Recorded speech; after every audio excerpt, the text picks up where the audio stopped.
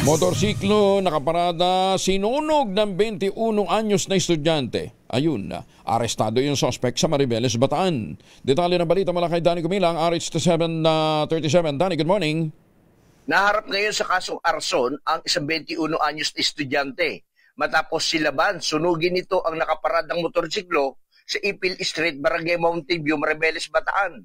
Sa ulat, naganap ang panununog ng estudyante alas 10 ng gabi. Sa inisyal na investigasyon, base na rin sa salaysay ng saksi at may-ari ng motorsiklo, namataan umano ng biktima ang suspect na naglalakad sa karsada nang walang suot na pang-itas na may hawak itong bote ng alak at tila lasing.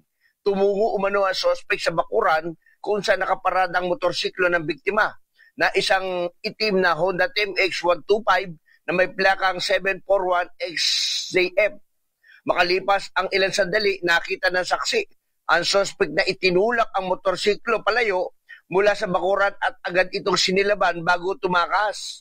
Ilang saglit matapos ang insidente, nagkaroon ng maliit na pagsabog dahilan upang rumesponde ang mga tauhan ng Maribeles Bureau of Fire Protection upang apulahin ang apoy. Agad namang humingi ng tulong ang mga residente sa Maribeles MPS na nagresulta sa mabilis na pagkakaresto ng suspect. Ayon sa biktima, tinatayang nasa 58,100 ang halaga ng nasunog ng motorsiklo.